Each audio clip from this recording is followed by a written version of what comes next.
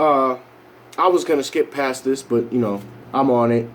So I just figured I'd make this a little longer than I had planned it to be. Spirit's just on me to do this anyway.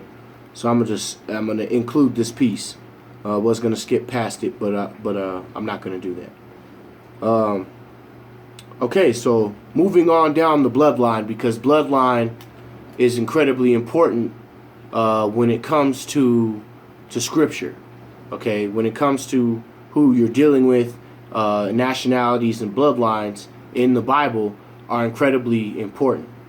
All right, and the bloodline of the Israelites being the most important bloodline, okay, because they are God's chosen people. All right, Yahweh's chosen people. All right, we're gonna get into this. So when Isaac grows into a man, as we had read before, he was chosen. His seed was chosen. Okay, being the son of Abraham, who got the promise from Yahweh Bashem Yahushai. Okay, that his line would be the chosen seed, and that Isaac would be the chosen son to continue that seed. All right, so let's read furthermore, where we get to Isaac is now a man, and has a wife of the name of Rebecca, and she's getting ready to bear his children. Okay, so the bloodline continues. All right, and I'm going to start at Genesis the 25th chapter and 21st verse. Okay, and Isaac entreated of Yahweh for his wife, because he was because she was barren, and Yahweh was entreated of him, and Rebekah his wife conceived, and the children struggled together within her, and she said, if it be so, why am I thus? And went to inquire of the Lord. So she was going through a rough pregnancy, man. All right, the children within her were struggling. All right, struggling for more or less the same things we're struggling for now. Who's going to rule? Who's going to have the power seat? Who's going to do this? Who's going to do that? Okay. And we'll get into who those children are. Okay. And break that down a little bit. And this is down to 23. And then Yahweh said unto her, two nations are in thy womb, and two manners of people shall be separated from thy bowels. And the one people shall be stronger than the other, and the elder shall serve the younger. Let me read it again. And the Lord said unto her, two nations are in thy womb, and two manners of people, okay, and shall be separated from thy bowels, and the one shall be stronger than the other. Okay, and the elder shall serve the younger. Okay. Now, for brothers who have studied this scripture, read this scripture, that's plain as to what that's talking about. But for people who maybe maybe seeing GMS for the first time, or seeing the scripture broken down for the first time, just in general, okay, when it's speaking on two manners of people, and the one being stronger than the other, well, to be frank, Jacob gives birth to Isaac gives birth to Esau, and then Jacob. All right, so Jacob is the younger son, okay, and Esau is the elder son. All right, now we're gonna get into what goes on between them to shift further into what's going on with the bloodline. All right, because the bloodline is important. All right, but just remember that the elder shall serve the younger. All right, and when her days to be delivered were fulfilled, behold, there were twins in her womb. There was twins. All right, that's pretty plain. And the first came out red all over, like a hairy garment, and they called his name Esau. Okay, the first came out red like a hairy garment. Okay, and they called his name Esau. All right, and after that, his brother out, and his hand took hold on Esau's heel, and his name was Jacob. All right, and Isaac was 80 old when she bore them. Okay, and the boys grew, and Esau was a cunning hunter and a man of the field, and Jacob was a plain man dwelling in tents.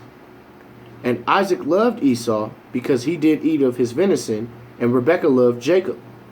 All right, now I'm just holding on right there for just a minute. All right, because what you have to understand is they make a clear understanding of why, of at least of the skin color and why Isaac came out, normal, man. Isaac came out normal, so they make no mention of his color. Okay, when it comes to Esau, they make a clear distinction that he came out red. Okay, not red like a cherry necessarily. Okay, but flesh red. Okay, when you really break down what it's talking about, all right, that's what leprosy is. Okay, and eventually they would later be called white. His entire line is eventually the so-called white race. Okay, which is you white people today. You so-called white people. You are red, like your forefather Esau. Okay, because they make a clear mention of the color of Esau's skin for a reason.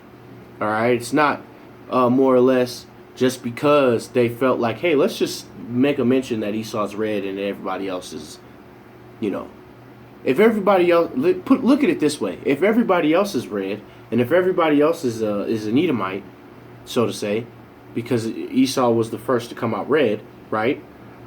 If everybody else looks like him, then why would they make a mention of it? You know what I'm saying? If that makes sense. Because if everybody was dark-skinned, or if everybody was brown, or if everybody was, a different color, then, or a color of, basically had color or pigment to their skin, then why make a mention of Esau being red and the first to come out red? It's a head scratcher. I understand. But the point being that the scriptures make a clear point to make the case that, hey, Esau is different. All right, everybody else obviously has pigment, color. Okay, the scriptures don't make an inquiry of the color of Abraham's skin. The scriptures don't make a mention of Isaac being red. Okay, neither one of them was red. Okay, so for Esau to come out red, that's incredibly different. That's incredibly strange. That's something that has to be documented in the scriptures, which it is. Okay, so right here they tell you the forefather of the so-called white race is an Edomite who comes out red. Okay, his name is Esau. All right, and the boys grew, and Esau was a cunning hunter and a man of the field, and Jacob was a plain man dwelling in tents. And through just those two characteristics, hey man, that really describes more or less Esau, and really more or less his entire line. And Jacob, man, hey, Jake chills at the crib and don't be like wanting to do nothing. Okay, they be wanting to chill, play some video games, and then on the wicked side, smoke some weed, do whatever, have a big booty chick. They don't want to really do nothing. Jacob dwells in the fields, man. Cunning hunters.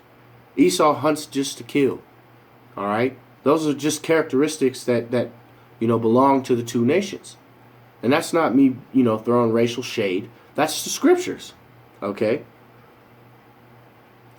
And now to go down to 29. And Jacob sowed pottage, and Esau came from the field and was faint. Okay. And Esau said unto Jacob, feed me, I pray thee, and with Salakia, with that same red pottage, for I am faint. Therefore his name was called Edom. Okay. So he wanted to eat basically some raw meat. Said, I'm hungry, man. What you got to eat? And he said, I got this, this, that, whatever. And Jacob said, Esau said, I really don't give a damn. I'm hungry and I need to eat. Give me that uncooked meat. I'm going to eat that. So his name was called Edom. All right. And the nation of Esau is called Edom. All right. Esau, Edom.